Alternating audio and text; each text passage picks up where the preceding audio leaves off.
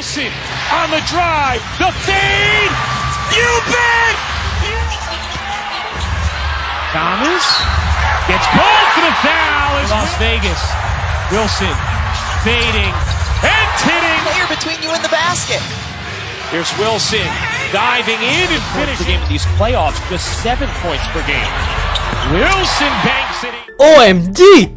Yang barusan kalian lihat tadi adalah AJ Wilson. Umurnya masih 20-an, tapi prestasinya sudah melebihi nggak semua pemain WNBA, tapi juga hampir seluruh pemain NBA manapun. 4 kali MVP, 3 kali Defensive Player of the Year, 3 kali juara WNBA, 2 kali Finals MVP. Itu baru di WNBA. Belum lagi segala medali emas bersama timnas Amerika yang telah ia kumpulkan dengan mudah. Kayak ngoleksi kelereng cuy. Gak ada kata-kata yang bisa menjelaskan seberapa dominannya AJ Wilson sekarang ini. Ia benar-benar sudah menjadi Michael Jordan-nya basket wanita. Atau mungkin ia lebih tinggi daripada Michael Jordan. Dan asal kalian tahu saja, semua pencapaian-pencapaian gila dan bergengsi itu hanyalah sedikit dari segudang prestasi dan rekor yang sudah ia raih. Dan yang paling ngeri lagi, usianya sekarang masih 29 tahun. Belum mencapai kepala 3. Michael Jordan saja mendapatkan MVP keempatnya di usia 33 tahun. Bahkan kayaknya kalau gue jelasin semua pencapaian AJ ini mungkin video ini gak bakal selesai. Tapi memangnya sehebat apa sih sebenarnya AJ Wilson ini?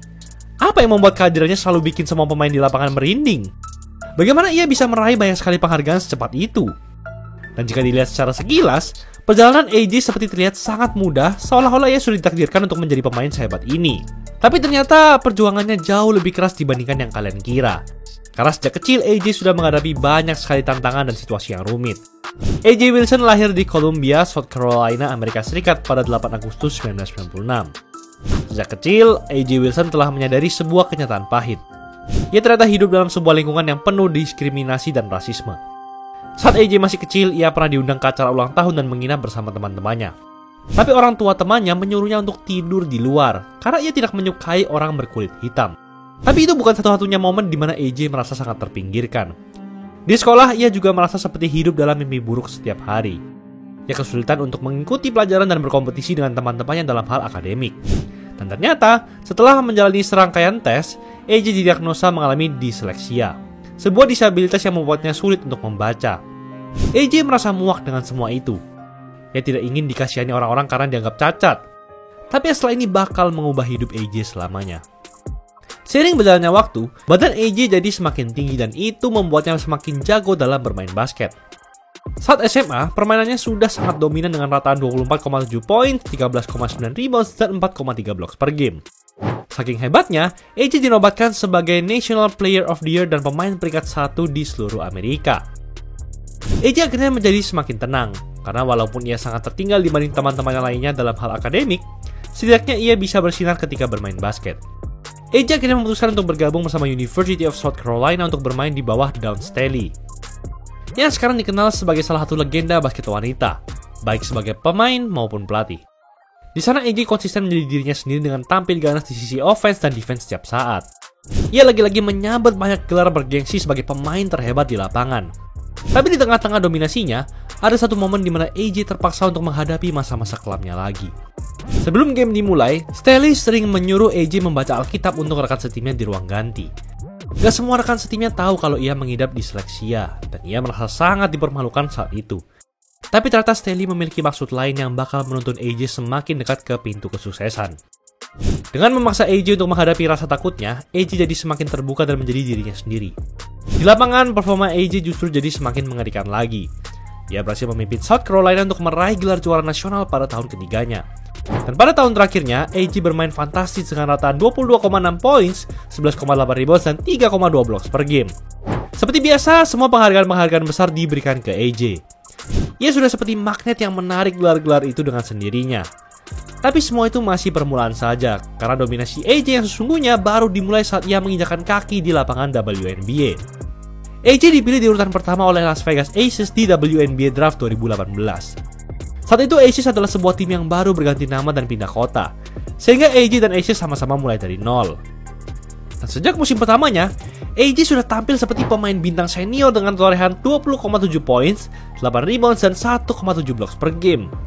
Bahkan ia sudah langsung dinobatkan sebagai All-Star pada saat ia masih seorang rookie.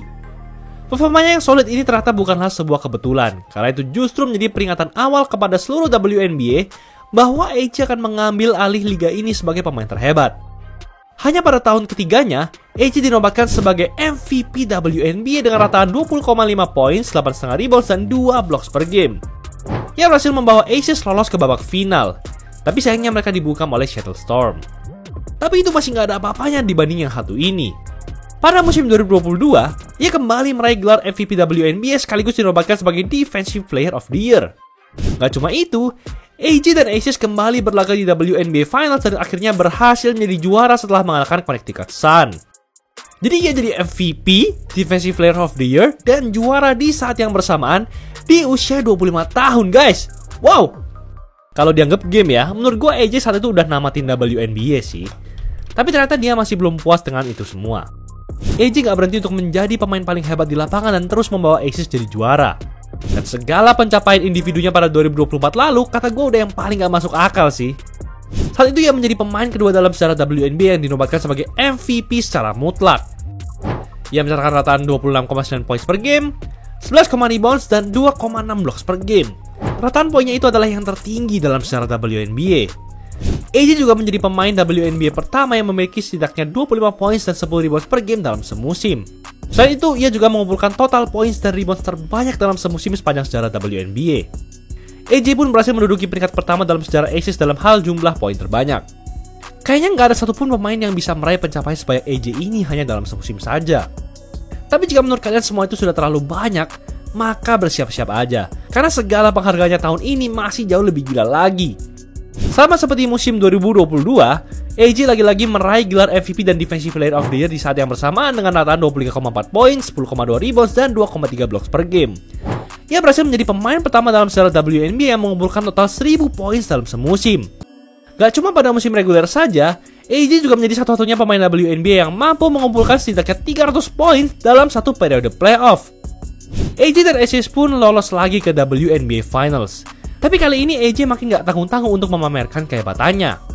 Aces berhasil menyapu bersih Phoenix Mercury dan AJ dinobatkan sebagai Finals MVP setelah mencatatkan rata 28,5 poin, 11,8 rebounds, 4 assist, dan 2 blocks per game. Dengan itu, AJ berhasil melakukan sesuatu yang sangat-sangat mustahil, yaitu menjadi satu-satunya pemain yang meraih gelar MVP, Defensive Player of the Year, juara WNBA, dan WNBA Finals MVP semuanya dalam satu musim. Bikin merinding gak sih? AJ juga menjadi pemain basket kedua setelah Bill Russell yang menjadi MVP dan juara 3 kali dalam kurun waktu 4 tahun saja. Dan kalian juga tidak boleh lupa kalau AJ meraih semua penghargaan ini sambil mengidap disleksia. AJ sendiri mengakui bahwa saat time out ia harus mengerahkan seluruh kekuatannya hanya untuk fokus menerima arahan strategi dari pelatihnya. AJ sebenarnya bisa gagal dan hancur kapan saja. Tapi mentalitas dan kepercayaan dirinya yang kuat membuatnya bisa berada di puncak kejayaan yang selama ini didambakan semua pembasket di muka bumi. Dan ia telah mencapai semua itu di usia yang tergolong muda. Itulah episode kali ini. Desain jersey tim kamu di Easy Sportswear cuma 100 ribuan, free desain 4 hari doang jadi. Gas sebelum promonya habis. Jangan lupa like dan subscribe agar channel ini bisa berkembang dan membagikan video menarik lainnya. Thanks for watching, I'll see you next video.